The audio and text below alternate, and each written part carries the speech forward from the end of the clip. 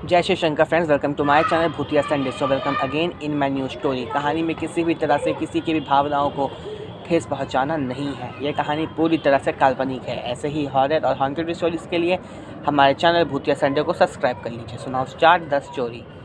नैना एक 12th class student, बहुत समझदार और सुलझी हुई लड़की, साथ में दोस्ती निभाने में नंबर 1। नैना के पूरे स्कूल में सिर्फ एक ही दोस्त थी, रुचिका, और दोनों एक दूसरे की बेस्ट फ्रेंड थी, BFF, best friend for ever. Naina और रुचिका क्लास फर्स्ट से एक साथ थी।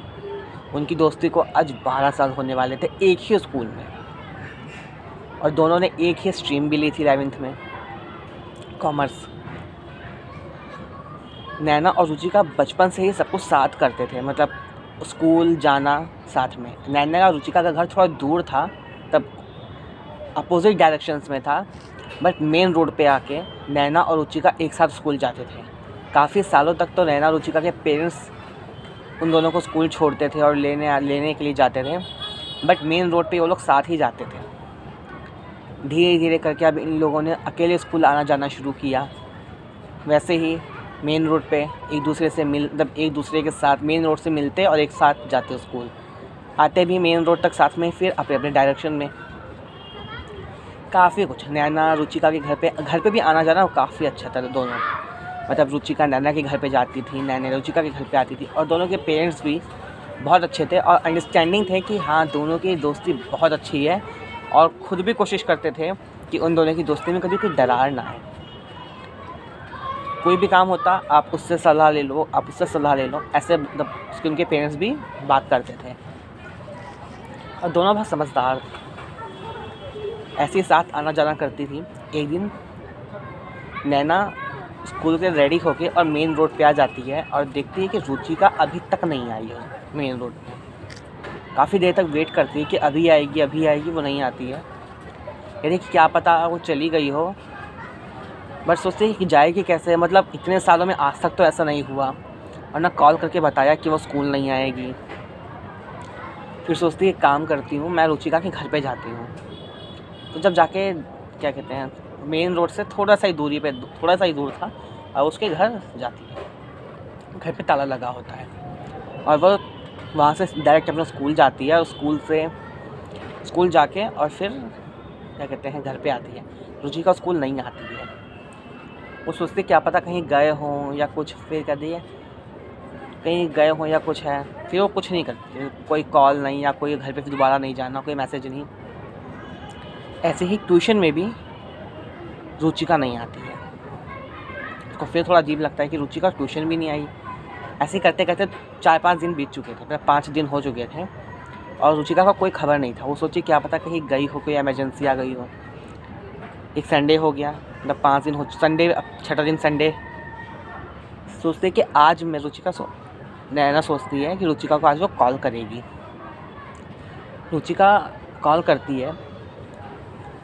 नैना कॉल करती है रुचिका को, और उसकी मम्मी से बात होती है रुचिका की कि आंटी, रुचिका काफ़ी दिन से स्कूल नहीं आ रही है। मैं नैना बोल रहा हूँ, रुचिका काफ़ी दिन से स्कूल नहीं आ रही है, सब कुछ ठीक है, उसकी तबीयत ठीक है। वो बताती कि नहीं बेटा, रुचिका का एक छोटा सा एक्सीडेंट हो गया है, जिसमें उसको हॉस्पिटल में एडमिट कर लिया गया है, और एक हफ्ते से वही 5-6 दिन हो रहे हैं, एक हफ़्ता होने वाला है, वो अभी हॉस्पिटल में ही है।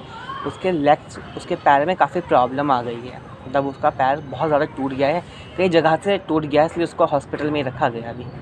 वो काफ़ी ज़्यादा शॉक और हैरान होता है, तो रोने लगती है। उसको मैं समझाती कि नहीं बेटा रो मत, वो ठीक हो जाएगी फ़ोन पे, बट वो बहुत रोने लगती है। और उसकी जो नैना की मम्मी होती है, वो तुरंत बोलती है कि क्या हो गया, क्यों रो रही है, और कॉल जैसी लेती है तो रुचिका की मम्मी बताती है कि ऐसी बात है बहन जी। फिर बोलती है आप ध्यान रखिएगा प्लीज़ रुचिका का। अब नैना काफ़ी ज़िद पकड़ लेती है कि मैं अपनी फ्रेंड को देखने के लिए हॉस्पिटल जाऊंगी। नैना की मम्मी बोलती है बेटा देखो, मेरे पास तो अभी टाइम नहीं है, मैं थोड़ा बिज़ी हूँ। तुम्हारी दादी की भी तबीयत इतनी अच्छी नहीं है कि मैं उनको छोड़ के जा सकूँ, और काम भी घर के बहुत सारे हैं। शाम को जब तुम्हारा भाई आएगा कॉलेज से, और मैं फिर उसको तुम्हारे साथ भेज दूँगी, जब तुम शाम में चली जाना, और अभी तुम अपनी पढ़ाई कर लो और शाम में तुम चली जाना। अब हॉस्पिटल भी उनके घर से काफ़ी दूर था। कुछ देर मतलब शाम हो जाती है, रुचिका का नैना का भाई आ जाता है घर पे। वो बोलती है कि रुचिका के साथ ऐसे ऐसे हो गया है और तुम नैना को हॉस्पिटल लेके चले जाओ। उसके भाई का नाम मयंक था। मयंक बोलता है मम्मी क्या कहते हैं नैना को बोल दो कि वो तैयार रहेगी, मैं 1 घंटे में जिम से आ रहा हूँ और फिर मैं उसको चले जाऊँगा। तो बोलती है कि नहीं मम्मी, भाई अगर जिम चले जाएंगे तो काफ़ी देर कर देंगे आने में, और मैं क्या कहते हैं अब रुचिका से मुझे मिलना ही मिलना है और मैं अब वेट नहीं कर सकती। उसका भाई बोलता है कि नहीं तो चिंता मत कर, मैं तेरे को पक्का लेके चलूँगा, बस तू क्या कहते हैं 1 घंटा रुक जा, क्योंकि यार जिम में क्या कहते हैं जिम में मुझे थोड़ा इंपॉर्टेंट काम भी है, तो प्लीज़ अगर तू 1 घंटा प्लीज़ रुक जा। वैसे कहता है कि प्लीज़ मतलब करता है, तो नैना कहती है ठीक है मगर सिर्फ 1 घंटा। नैना का भाई जाता है और 6 से 7 अपना तब जिम और काम ख़त्म करके वो आ जाता है। अब वो काम ख़त्म करके आ गया, मतलब आया और बोलता है कि नैना चल तैयार हो जा और चलते हैं। नैना बोलती है बस 5 मिनट में तैयारी हूँ, और रुचिका के लिए उसकी मम्मी कुछ खाने पीने के लिए मतलब घर से बनाया हुआ कुछ स्नैक्स देती हैं, क्योंकि उसको खाने पीने के लिए कोई प्रॉब्लम नहीं था, सिर्फ उसके पैर में ही चोट आई थी। बोलती ये ले जाओ कुछ फ्रूट्स, कुछ स्नैक्स और उसको भी कुछ सब देती है ताकि ये लो ले जाओ, और रास्ते में बाइक ढंग से चलाना बहुत ध्यान से। अब ये लोग चले तब ये लोग क्या कहते हैं रुचिका को देखने के लिए हॉस्पिटल चले जाते हैं। लगभग 1 घंटे का दूरी, मतलब 1 घंटे का रास्ता था रुचिका का हॉस्पिटल, जहाँ पे रुचिका एडमिट थी। नैना और उसका भाई मयंक चले गए, वहाँ जाते हैं और कहते हैं रुचिका से मिलती है, और दोनों बहुत मतलब रोने लगती है कि तब मेरे फ्रेंड के साथ ये क्या हो गया, तुमने बताया भी नहीं, ये है वो है, काफ़ी कंप्लेन करती है, हाल चाल लेती है। इतने में डॉक्टर आते हैं और बोलते हैं कि आपकी फ्रेंड एकदम ठीक हो जाएगी, आप चिंता मत कीजिए। और हॉस्पिटल में सिर्फ रुचिका की मम्मी थी। रुचिका के फादर को किसी बहुत इम्पॉर्टेंट काम से बाहर जाना पड़ गया था। हालांकि कोई भी पेरेंट्स ऐसे अपने बच्चों को छोड़ के नहीं जाता, बट उनको जाना पड़ गया था। उनकी मम्मी कह रही कि आप चले जाओ, मैं सब हैंडल कर लूँगी। डॉक्टर बोलते हैं कि ये एक इंजेक्शन हैगा जो रुचिका के लिए चाहिए, इसमें रुचिका के क्या कहते हैं जो बोन्स हैं उसके लिए बहुत इंपॉर्टेंट है। तो ये 5 इंजेक्शन हैं, आपको लेके आने पड़ेंगे। हॉस्पिटल में ये अभी अवेलेबल नहीं है, और ना ही हॉस्पिटल के पास में जो फार्मेसी है वहाँ पे भी नहीं है। मयंक बोलता है कि क्या कहते हैं फिर कहाँ पे मिल जाएगा मुझे बता दीजिए। तो वो बताते हैं कि यहाँ से थोड़ी दूर पे एक हॉस्पिटल है, और आप वहाँ पे पता कर लीजिए, वहाँ पे मिल जाएगा, या फिर वहाँ के आसपास कई सारे क्लिनिक्स और फार्मेसीज़ और काफ़ी सारे जगह हैं जहाँ पे मेडिकल शॉप्स हैं, जहाँ पे आपको मिल जाएगा इंजेक्शन। रुचिका की मम्मी बोलती हैं कि आप दोनों रुको और मैं इंजेक्शन लेके आ जाती हूँ। मयंक बोलता है कि नहीं आंटी, आप प्लीज़ यहाँ रुकिए और इंजेक्शन मैं लेके आ जाता हूँ, मेरे पास बाइक है और मैं आराम से चले जाऊँगा, आप मतलब ऑटो वगैरह करेंगी काफ़ी टाइम लग जाएगा। तो बोलते कि नहीं बेटा मैं चले जाऊँगी। बोलता कि नहीं मैं चले जाता हूँ। और मयंक चाहते उसके मम्मी पैसे देती है कि ये लो, वो मना कर देता है कि आंटी प्लीज़ आप मत दीजिए। वो ज़बरदस्ती करके उसको दे देती हैं, बोलती हैं ठीक है जल्दी आना। मयंक जाता है, कई सारे फार्मेसीज़ पता करता है, हॉस्पिटल में पता करता है, उसे इंजेक्शन नहीं मिलता है। काफ़ी मतलब कई जगह मतलब उसके आसपास की क्लिनिक वगैरह में पता करते तो इंजेक्शन नहीं मिलता। और वहीं से एक डॉक्टर ने कहा था कि आप इस जगह पे चले जाओ, वहाँ से काफ़ी दूर थी वो जगह, और आपको इंजेक्शन मिल ही जाएगा। वो इंजेक्शन इंपॉर्टेंट भी था काफ़ी, 5 इंजेक्शन थे और पाँचों के पाँचों बहुत इंपॉर्टेंट थे रुचिका के लिए, पैर के लिए। उसके मतलब पैर के नीचे की पूरी हड्डी टूट चुकी थी, और ये एक चांस तब हड्डी टूट चुकी थी, कई जगह से किराया तक टूट चुकी थी। तो ये एक चांस था कि अगर बोन्स अगर ठीक हो जाती तो ठीक, नहीं तो फिर उसके पैर में रॉड डालनी होगी। मयंक कैसे भी करके इंजेक्शन्स पता करता है और लेके आता है, बट उसको इंजेक्शन पता करने में लाने में काफ़ी देर हो जाती है। रात के 11 बज जाते हैं। 8 बजे लोग पहुँचे थे, और रात के 11 बजे वो वापस आता है। सब बहुत परेशान रहते हैं कि अभी तक नहीं आया, क्या हुआ। बोलते तो बताता है ऐसी प्रॉब्लम आ गई थी इसलिए, और इंजेक्शन मिल गए हैं, प्लीज़ डोंट माइंड। डॉक्टर कहते हैं thank you so much, injection बहुत ज़रूरी थे, और रुचिका को नेक्स्ट डे से इसकी डोज हमको देनी है, सुबह पहली डोज सुबह 5 बजे ही देनी होगी।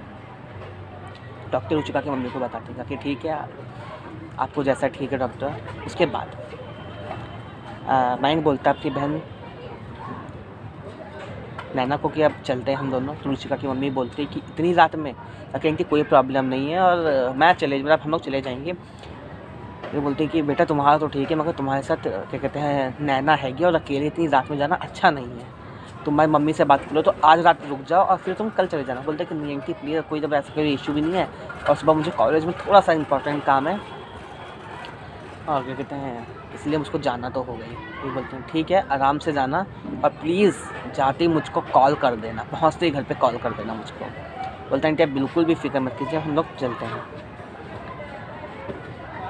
अब रुचिका और नैना एक दूसरे से मिलते हैं, एक दूसरे को बाय करके, और ये लोग हॉस्पिटल से बाहर आ जाते हैं और एक दिन अपनी बाइक से वो लोग जा रहे होते हैं वापस घर अपने। अब जैसे ये लोग घर जाते हैं और रात काफ़ी हो चुकी थी, हॉस्पिटल से अभी भी 1 घंटे का रास्ता था।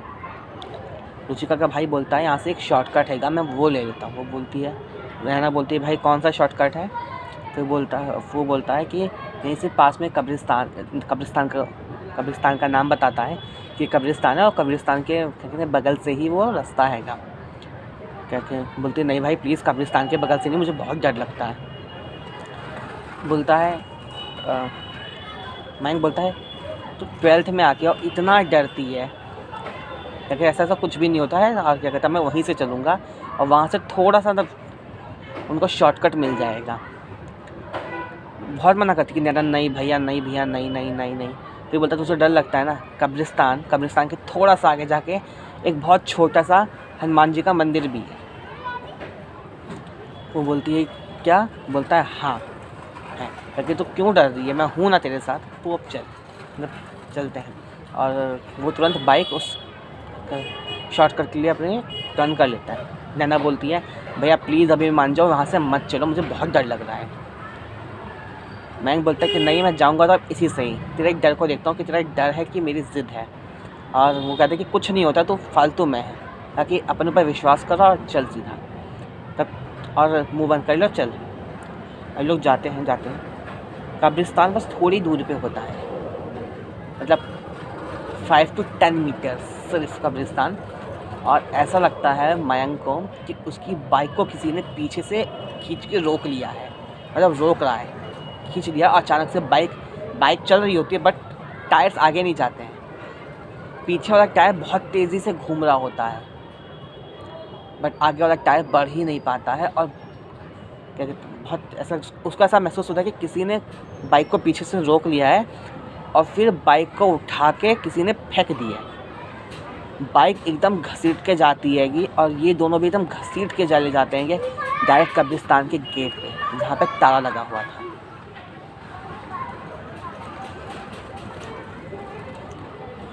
नैना बहुत डर जाती है और उसका भाई मयंक भी। वो बोलती है भैया ये क्या हुआ? मयंक बोलता है पता नहीं, जब ऐसा लगा मुझे ऐसे।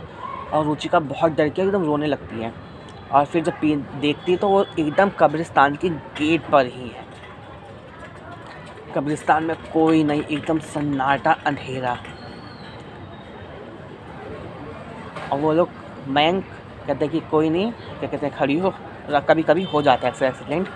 और वो जैसे ही अपनी बाइक उठाता है और वो बाइक को सीधी करता है और वो देखता है कि उसका जो बाइक का टायर है वो एकदम उसके हवा निकली हुई है, तब वो पंचर हो चुकी है बहुत बुरी तरीके से, तब उसमें 1% भी अब हवा नहीं है। और फिर देखता है कि ये कैसे हो सकता है ऐसे। और रुचिका नैना तुरंत मतलब उसके टायर को घुमा के देखती, कहती कि भैया ये देखिए यहाँ पे किसी ने बाइक किया है। और देखते 2 बहुत बड़े बड़े क्या कहते हैं होल्स, छेद होते हैं बाइक की टायर पे, जैसे किसी ने बड़े बड़े दांतों को गड़ाया हो उसमें, दांतों को मतलब दांत से क्या कहते हैं उसकी हवा निकालती है दांत से।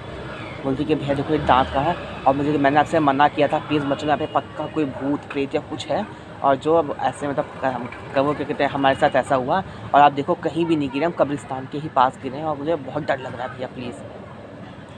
मैं बोलता है तू चुप रहे, चुपचाप चल। जैसे ही थोड़ी मतलब क्या कहते हैं चुपचाप चल। काकी क्या पैदल चलेंगे? काकी हाँ तो चल, तो कोई मैकेनिक वगैरह दिखेगा तो हम बाइक को ठीक करवा लेंगे। अब ये तुरंत तब कोशिश करते हैं जाने की फिर से। और जैसे ही खड़े होते हैं और क्या कहते हैं नैना को बोलता है कि नैना एक काम कर, तो मैं बाइक को पकड़ के मतलब चल रहा हूँ और तू एक काम कर, मेरे हाथ में हाथ डाल दे अपना, और क्या कहते हैं, और मेरे को छोड़ियो मत बस, तब मेरे को कस के पकड़ के रखिए, मुझको छोड़ियो मत। और ये लोग जाते हैं, जैसे चलने के पहले कदम बढ़ाते हैं कि बाइक का टायर फिर से नहीं हिलता हैगा पीछे वाला, मतलब क्या एक तरह से कोशिश होती है कि बाइक को कैसे भी घसीट के वगैरह कर लेके चले जाओ, बट फिर से नहीं हिलता है। और वो कहते हैं कि चलो छोड़ो, फिर वो बहुत ज़्यादा डर जाता है, मतलब घबराहट होने लगती है कि मतलब ये क्या हो रहा है यार, मतलब बाइक अगर वो हाथ से घुमा रहे पीछे वाले टायर को तो वो घूम जा रहा है, बट ऐसे क्यों नहीं चल रहा है। नैना बोलती है भैया मुझे बहुत डर लग रहा है, प्लीज़ अब यहाँ से चलो, मुझे नहीं पता आप कैसे चलोगे। मैंक बोलता है चल ठीक है कोई नहीं, एक काम करते हैं, क्या कहते हैं, बाइक को कब्रिस्तान के गेट पे खड़ा कर देता है। मैंक बोलता है कब्रिस्तान का गेट है, यहाँ से कोई नहीं चोरी करेगा, और क्या कहते हैं गेट पे खड़ा कर देता है। और उसके बाइक के साइड में एक पॉकेट की तरह, मतलब एक डिब्बे की तरह बना होता है जिसमें सामान वगैरह हम लोग रख सकते हैं। तो वो मतलब डिब्बा नहीं होता है, वो एक बैग की तरह ही होता है जिसमें छोटा मोटा सामान वगैरह रख सकते हैं। तो उसमें ही एक रस्सी होती है, और वो बाइक के टायर को अच्छे से कब्रिस्तान से बांध देता है। और एक क्या कहते हैं नैना को कहता है कि नैना का हाथ पकड़ के वो सीधा चल रहे होते हैं, और नैना को काफ़ी देर से लग रहा होता है कि उसके पीछे कोई है, कोई पीछे पीछे चल रहा है। नैना पीछे मुड़ के 2 बार देखती है तो उसको कुछ नहीं दिखता है, और अब थोड़ी देर में बहुत तेज़ आवाज़ आने लगती है, जैसे कई सारे लोग उनके पीछे चल रहे हैं, बाकायदा कदमों की आहट, बहुत तेज़ आहट आती है, और वो बहुत डर जाते हैं दोनों। नैना बोलती है भैया मैंने आपसे बोला था मत चलो रात में कब्रिस्तान के बगल से, वो भी। मैं बोलता यार अब तो आ गए, अब तो चुप रहे प्लीज़, आप कुछ मत कर। इतने में ही जैसे देखते हैं तो हनुमान जी का जो छोटा सा मंदिर होता है उनके सामने होता है, जैसे वो बोलते हैं कि बहन हिम्मत करके मंदिर तक चल लेते हैं बस। मैं बोलती भैया मुझसे नहीं चला जा रहा है, मतलब अब मुझे बहुत डर लग रहा है कि हिम्मत करके बहन उतना चल ले।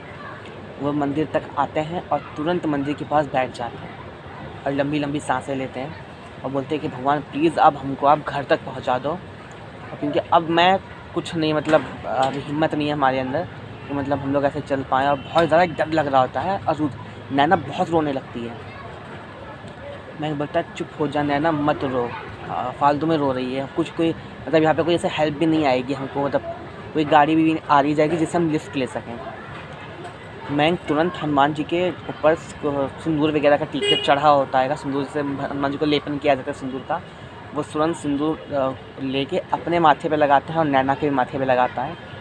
इतने में ही कहते हैं कि बहन अब हिम्मत कर और चल, अब भगवान का क्या कहते हैं तिलक हमारे माथे पे, और हमको कुछ नहीं होगा, तू चल बस हिम्मत कर, डर मत बिल्कुल भी। हमारे पीछे चाहे 100 लोग आ रहे हों, चाहे 100 लाख लोग आ रहे हों, या हमें आवाज़ें आ रही है, या फिर भूत प्रेत हुआ से बोल देता है, भूत प्रेत कोई भी हो, अब हम पीछे मुड़ के नहीं देखेंगे, सीधा हम चलेंगे।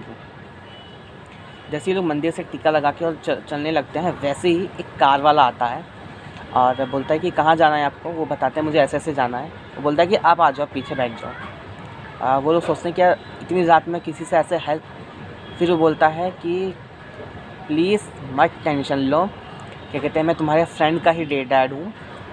मैंग को बोलता है कि मैं तुम्हारे फ्रेंड का डैड हूँ आशीष का। वो बोलता है आशीष के फादर आप? ताकि हाँ, ताकि मैंने आपको मतलब कभी देखा नहीं था, इसलिए मैंने ऐसे मतलब आ नहीं रहे थे, ताकि मैंने भी तुमको देखा, बट आशीष के फ़ोन में तुम्हारी फ़ोटो देखी है और मैं उस फ़ोटो को देख के तो फिर मैं तुमको पहचान गया। और वो बैठते हैं और सब कुछ बताते हैं, तो बताते हैं कि ऐसे बाइक वगैरह पे ऐसे आया जाया मत करो, खास करके अकेले, और छोटी बहन को भी ले रखी है, और आगे से केयरफुल रहना। और क्या कहते हैं बाइक जहाँ तुमने खड़ी करी है कोई प्रॉब्लम नहीं है। अब हाँ, सुबह आके बाइक को ले जाना और टेंशन अब फ्री हो जाओ, और उसको घर पे छोड़ देते हैं। ये कहानी यहाँ पे ख़त्म होती है। कहानी कैसी लगी कमेंट्स में ज़रूर बताइएगा, और मिलते हैं नेक्स्ट संडे। तब तक के लिए बाय।